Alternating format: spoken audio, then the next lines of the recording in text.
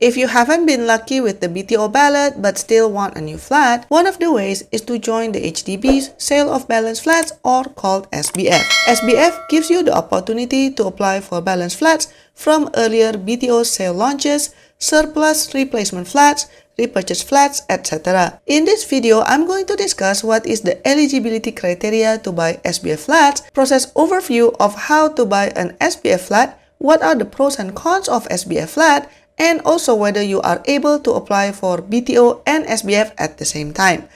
SBF exercise offers a wide range of flat types, locations, and prices.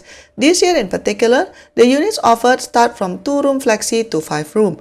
In terms of location, it includes estates such as Ang Mo Kio, Clementi, Sengkang, and Jurong West. Another reason not to miss the upcoming SBF process is also because now SBF is only being conducted once per year. In the past, SBF was held 3 times per year. Similar to BTO, you also need to ballot for SBF flats, so there's no guarantee of securing the flat. But first-timer families do enjoy higher priorities in the ballot process. If you want slightly less competition, try to apply for the non-mature estates. Before we talk about how to apply, let's first discuss what is the criteria to purchase a flat via SBF. First of all, you'll need to qualify for the flat under one of HDB's existing schemes: public scheme, fiancé scheme, or orphan scheme. The second criteria is that one of the applicants has to be Singaporean, so it cannot be a couple where both are PRs. You also must be at least 21 years old, and note that there's also an income ceiling requirement. For families, the maximum household income per month is $14,000, while for extended families, the ceiling is higher at $21,000 per month. There are also other criteria related to property ownerships, where you and all other applicants or occupiers listed in the flat application don't own other property, whether overseas or locally. You also should not have disposed of any property within the last 30 months. You and all other applicants or occupiers listed in the flat application cannot invest in private residential property from the date of flat application till after the MOP,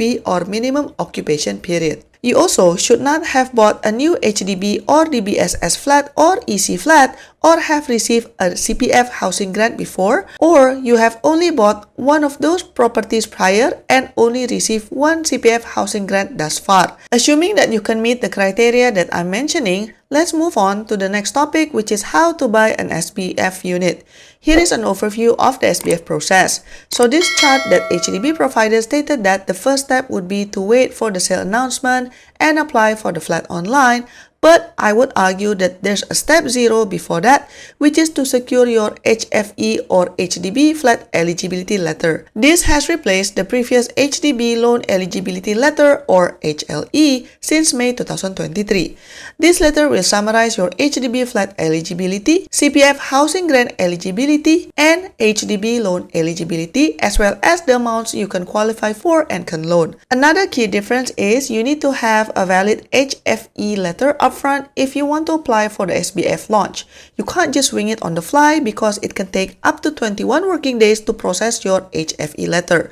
The letter itself is valid for 9 months, so if you are thinking of buying a BTO or SBF, please apply for the HFE letter early in advance. If you want to know more details about applying for an HFE letter, click link in the description down below, as I have discussed it in another video. The next step is to submit an online application within the application period.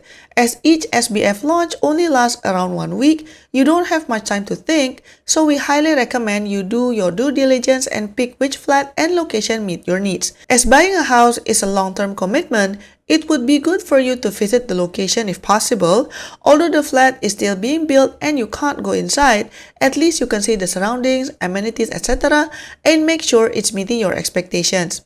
Following this, if your application is successful, you will be shortlisted via a computer ballot. The HDB SBF results are usually announced in about 1.5 months. If you are lucky to get a small queue number, then your chances of getting the flat that you want are much higher. This is when you will also need to pay for the option fee, which is $1,000 for a 3-room flat and $2,000 for a 4-room or bigger flat. If you are buying 2-room flexi flat, the option fee is $500. Also, you'll want to get your finances to purchase your flat. If you are taking out a bank loan, then you should also secure your in-principle approval or IPA. After you have booked your flat, you will be asked to sign the agreement for lease and to make the down payment. Depending on how you are choosing to finance your HDB flat and how much your flat costs, the down payment amount will be different.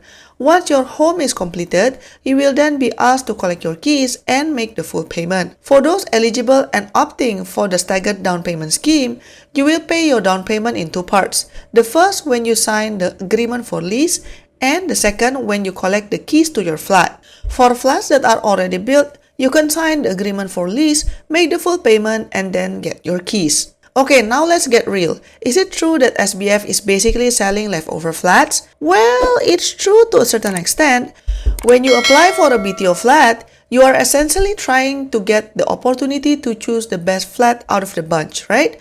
But when you apply for a flat under SBF, generally, there are two scenarios. The first scenario is that these flats are considered undesirable.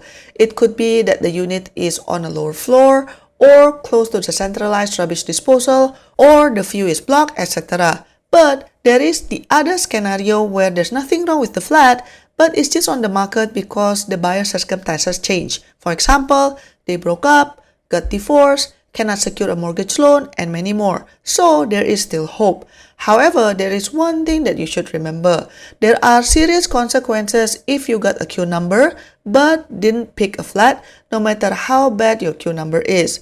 From August 2023 onwards, first-time home buyers who registered one non-selection will be considered a second-timer for a year. If after that you still decline to choose a flat, then you will be blocked from HDB sale exercise for a year. Most people think this applies to BTO only, but that's not true because this also applies to SBF process. This non-selection count will only be waived if there are only 10 flats or fewer to choose from in a BTO process, or there are only 5 flats or fewer in SBF process. So, I'd say only apply for SBF flats if you are willing to be flexible and not so picky. Another catch is SBF flat prices are typically higher versus if you buy from the BTO process because your waiting time is generally shorter. But it should still be cheaper compared to HDB resale flats. Plus, remember that you'll be getting a new flat. A popular question is, can you apply for BTO and SBF at the same time? The answer is no. You may only submit one application for one town and flat type in a sales launch. If the sale launch has both BTO and SBF exercise, then you can only apply for one but not both of them. If all of this talk about price and the queue number is depressing, to be fair, there are benefits in buying SBF flats. Besides, the waiting time is generally shorter. For SBF, you can have more details up to the block and unit number.